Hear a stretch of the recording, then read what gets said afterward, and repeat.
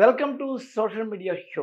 ఈరోజు సోషల్ మీడియాలో ట్రెండ్ అవుతున్న అంశాలేంటి? పొలిటికల్ ఏంటి? పర్సనల్ ఏంటి? ఫ్యామిలీస్ ఏంటి? ఇంకా సినిమా ఏంది? ఎవరెవరు ట్రెండ్ అవుతున్నారు? ట్రోల్ అవుతున్నారు? వాళ్ళ కండిషన్స్ ఏంటి? అసలు ఏంటి ఆ వివరాలేంటో మనం తెలుసుకుందాం. మీకెవరైనా గానీ ఇలాంటి వీడియోస్ ఏమన్నా ఉండి వీటి మీద డిస్కస్ చేయొచ్చు. ఇది చాలా ఇంపార్టెంటు అనే అభిప్రాయంతో ఎవరన్నా కలిగి ఉంటే వాళ్ళందరూ గూడా మనకి ఇలాంటి వీడియోలు పంపియాలా. అలాగా ఒక వీడియో వచ్చింది. అది చాలా వైబ్రెంట్‌గా ఉంది. అదేంటో మనం ఇప్పుడు చూద్దాం. చూడండి. నాకు ఒకరు పంపించింది ఏందంటే చూడండి. బ్రేకింగ్ న్యూస్ ఏదో ఉందిక్కడ. వైసీపీ మాజీ మంత్రి వెల్లంపల్లి శ్రీనివాసరావు ప్రధాన అనుచరుడైన పల్లపోతు మురళీకృష్ణ కొండపల్లి బుజ్జిపై ఈరోజు ఉదయం 3 ద్విచక్ర వాహనాలపై వచ్చి దాడి చేసినట్టు తెలుస్తుంది. కొండపల్లి బుజ్జి ప్రతిరోజు ఉదయం పూట షటిల్ ఆడుకుంటూ ఇంటికి తిరిగి వచ్చే సమయంలో లోటస్ ప్రాంతంలో రెక్కీ నిర్వహించి షటిల్ ఆడుకుని ఇంటికి వస్తున్న అతన్ని పై దాడి చేసినట్టుగా విశ్వసనీయ వర్గాల సమాచారం. కొండపల్లి బుజ్జికి కొద్దిపాటి గాయాలైనట్టుగా తెలుస్తుంది. దీనిపై మరింత పూర్తి సమాచారం తెలియాల్సి ఉంది. ఎందుకంటే అతని యొక్క ఇది చూపియచ్చో చూపించకూడదు. రక్తం చూపించకూడదు. అదో ఇతనే బుజ్జి. చూపించకూడదు రక్తం. ఇదో ఇతనే బుజ్జి. వెల్లంపల్లి అనుచరుడు. ఇదో వెల్లంపల్లి. మాజీ మంత్రి, దేవాదాయ ధర్మాదాయ శాఖ, బోండా ఉమా చేతిలో ఓడిపోయిన వ్యక్తి. ఓవరాల్‌గా దీని మీద ఎలాంటి ఏమన్నా గ్రౌండ్ రిపోర్ట్ ఉందా? అసలు ఏంటి? ఎవరు చేశారు? కనుక్కుందాం.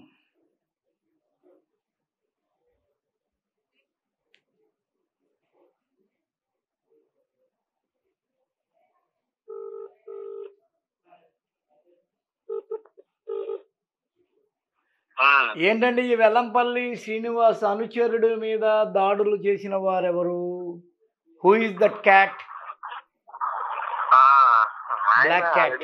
వాళ్ళు అవును వాళ్ళు బోండా ఉమా అనుచరులేనా? వాళ్ళు వైట్ చార్జ్ వాళ్ళు ఆయన ఈయన కూడా ఈ కొండ బుజ్జి బుజ్జి బుజ్జి కూడా వైశ్యాసే. వెల్లంపల్లి బుజ్జి కూడా వైశ్యాసే. వైట్ చార్జ్ ఈయన వైశ్యాస్ కాబట్టి ఫైనాన్షియల్ ఆయన ఏమన్నా ఫైనాన్స్ ఏమన్నా చేస్తుంటాడా? లేకపోతే ఈయనకి ఏమన్నా ఆర్థిక అండదండలు ఇచ్చాడా?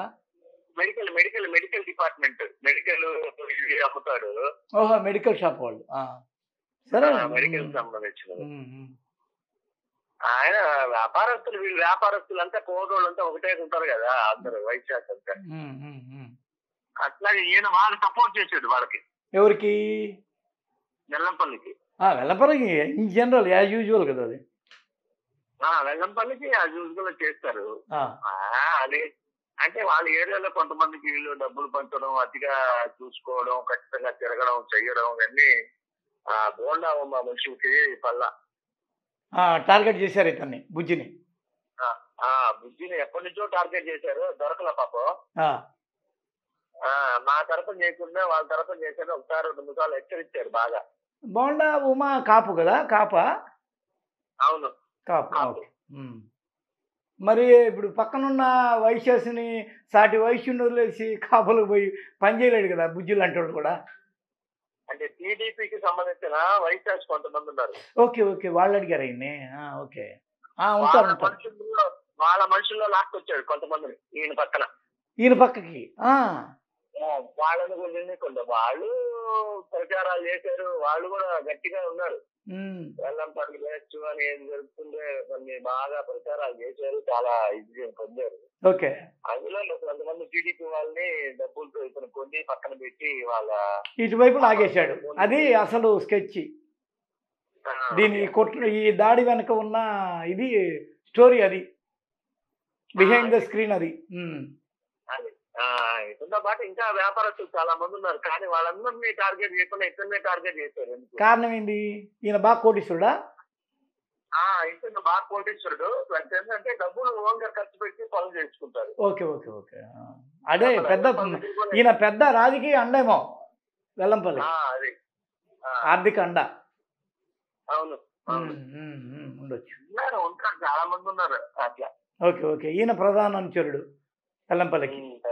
ఈ లెక్కన బోండా ఉమా మరో దాడి, మొన్నేమో ఎవరో దళిత నేత జగదీష్ ఎవరో గుండు కొట్టించారు ఆయనకి. ఇప్పుడు చూస్తే ఇది రెండోది. బోండా ఉమా అరాచకాలు మొదలైనవి.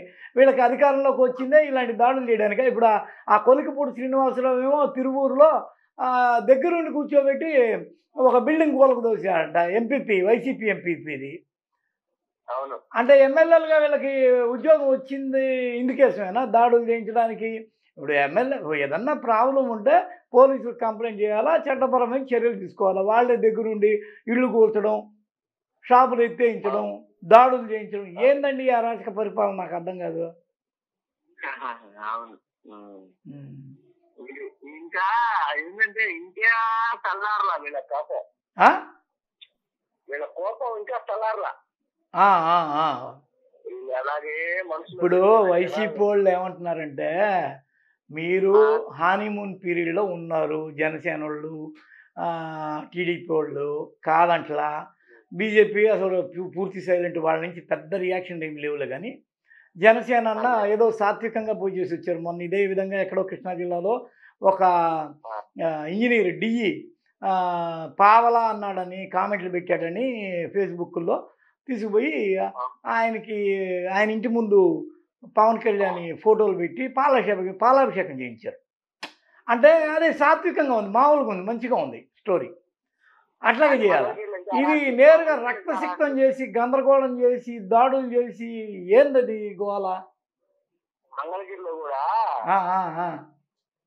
జగన్మోహన్ రెడ్డికి హెల్ప్ చేశాడని ఒక అతన్ని తీసుకుపోయి, ఎవరో కార్పొరేటర్ వాళ్ళ వైపు మొగుడు, వాళ్ళ హస్బెండ్, అతన్ని తీసుకుపోయి లోకేష్ బొమ్మ పక్కన ఎదురుగా పెట్టి, ఇంకొకసారి నేను ఏంది ఫ్యాన్ గుర్తుకు దోసేయమని కానీ, జగన్మోహన్ రెడ్డి తరఫున కానీ ఎప్పుడు నేను అడగను, నన్ను క్షమించండి లోకేష్ గారు, నన్ను క్షమించండి, మిమ్మల్ని అన్నదానికి నన్ను క్షమించండి ఒక 100 సార్లు చెప్పించారు అతని దగ్గర. ఓరిని దుంపదా! అంటే రాజకీయాల్లో ఇంకా వేరే పార్టీ ఉండకూడదా? ప్రజాస్వామ్యాన్ని పరిరక్షించడం కోసం నడుం బిగేస్తాం, బొంగు బోసాండం, తోటకూర, ఈ డైలాగులన్నీ వృధా ప్రయాసం. మొన్న ఇదే లోకేష్ వచ్చి మంగళగిరిలో గెలిచిన తర్వాత నాకు ఇంత మెజారిటీ ఇచ్చారు, నేను కల్లో కూడా ఊహించలేదు అంటే, సరే మరి రెడ్ బుక్ పరిస్థితి ఏం చేశారు దానిలో ఉన్న పేర్లకి అంటే, ఆయన ఏమన్నాడంటే, మేము వైసీపీ లీడర్లు కానీ, వాళ్ళ కోసం పనిచేసిన అధికారులు కానీ, కార్యకర్తలు కానీ ఈ విధంగా హింసాత్మకంగా మేము చర్యలకు పాల్పడము, మేము అలాంటివి యాంటీ ఇవి సోషల్ ఎలిమెంట్గా బిహేవ్ చేయము, మేము మా లైన్ అది కాదు, మా రూట్ అది కాదు, మేము అలాంటి వాళ్ళం కాదు అని చెప్పి ఆయనేమో చాలా పద్ధతిగా స్టేట్మెంట్ ఇవ్వడం. అసలు డే 1 ఎరపతిని శ్రీనివాసరావు లేదు మనం శాంతియుతంగా పోదామని అన్నాం. వీళ్ళేమో పైకేమో అదేదో మేక మొఖాలు వేసుకోవడం, లోపలేమో కార్యకర్తలు పులుల్లాగా చిరుతుల్లాగా రెచ్చిపోయి ఎక్కడ పడితే అక్కడ పులివెందుల్లోనో మాచర్లోనో ఎక్కడో ఒకడిని నరికి చంపారుగా. ఇంకో పక్క చూస్తే ఏమో దళిత వాడలో బాపట్ల జిల్లా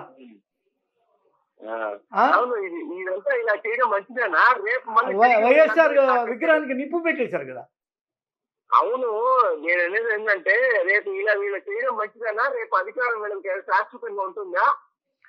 అసలు అట్లా ఇప్పుడు నాకు ఈ రిజర్వేషన్ దొరికింది, ఎక్కి దిగడమే, దుక్కి దున్నడమే, ఇంకా వేరేలే ఆప్షన్ దొరికింది నాకు. సొంత దోచుకో అంతే. ఈ 5 ఏళ్ళు నాకు నేను పసుపు చట్టా వేసుకొని, పసుపు జెండా వేసుకొని, బిల్ల ఒకటి పెట్టుకొని మంట చేయొచ్చు అంతే. అంటే చూస్తుంటే హోంమంత్రి అంటేమో ఒకటేమైన ఉపన్యాసాలు, ప్రసంగాలు, ప్రవచనాలు, సూక్తులు, నియమావళులు, ఓరు నాయన సుప్రభాతం పలుకుతుంది ఉదయం నుంచి. ఈ పేరుతో అసాంఘిక కార్యక్రమాలు, అసాంఘిక చర్యలు ఎక్కువైపోతాయి కదా. అంతేగా మంత్రం చేస్తూ ఇప్పుడు ఎవరి మీద నాకు ఖర్చు ఉంది, నేను తెలుగుదేశం పార్టీ కాదు, వైఎస్ఆర్సీపీ పార్టీ కాదు, నా మీద ఈ ముసుగులో నేను పసుపు జాబ్ వేసుకొని మంత్రం చేసి వాడు ఎవరో తెలియదు చంద్రబాబు నాయుడుకి, వాడు ఎవరో పాటు తెలియదు, వాడు ఏదో బంగారం కోసమో డబ్బు కోసం వచ్చి చంపేసి వెళ్ళిపోతాడు. పోలీసులు అదుపు చేయగలరా? ఇప్పుడు మీకు పసుపు బిళ్ళతో పాటు ఇంకొకటి కూడా ఉంది ఇట్లాంటిది. అదేం తెలుసా? పిఠాపురం ఎమ్మెల్యే గారి తాలూకా నేమ్ బోర్డు, దాన్ని వేసుకుంటే కూడా ఇష్టం వచ్చినట్టు ఏది పట్టే చేయొచ్చు. అమ్మాయిల్ని ఏంది ర్యాగింగ్ చేయొచ్చు, ఈవ్ టీజింగ్ చేయొచ్చు, గంజాయిలు, డ్రగ్ గిగ్గు, ఆ తర్వాత ఓవర్ స్పీడు. ఇప్పుడు అట్లా అయిపోయింది పరిస్థితి. పోలీసులకి ఇప్పుడు ఒక జ్వరం పట్టుకుంది, ఆ నెంబర్లేమో మనం పసికట్టలేము. వాడి మీదేమో పిఠాపురం ఎమ్మెల్యే గారి తాలూకా అని ఉంటుంది. అది ఇట్లా తయారైంది వ్యవహారం. ఓవరాల్గా ఓకే సార్. అయితే మీ యొక్క సమాచారానికి ధన్యవాదములు. Thank you. చూశారు కదా, దాడులు వాటి యొక్క వ్యవహారం ఇంకా ఆగలేదు. ఈ కొందరు వైసీపీ లీడర్లు ఏమంటున్నారంటే వాళ్ళ హానీమూన్ పీరియడ్ నడుస్తుంది, వాళ్ళు ఎంత చేసుకుంటే ఒక రోజు కాబట్టి ఒక రోజుకి మమ్మల్ని చంపేయచ్చు కాక, మా పిల్లలు, మా తమ్ముళ్ళు, అన్నదమ్ములు, మా బంధువులు, మిత్రులు ఉంటారు కదా, మా మా మీద జరిగిన దాడికి సమానం చెప్పడానికి, ఆ రోజు వరకు తెచ్చుకుంటే వాళ్ళు మాత్రం అయిపోయినట్టే, మరి ఆంధ్ర రావణ కష్టం అవుద్ది వాళ్ళు ఇట్లా కానీ దాడులు చేసుకుంటూ పోతే అని చెప్పేసి ఒక కామెంటు. వీటన్నిటి మీద ఇప్పటి వరకు ఉన్న అప్డేట్ ఇది. మరి చూద్దాం నెక్స్ట్ ఏంటి అని, ఏమన్నా ఉన్నాయేమో చూద్దాం.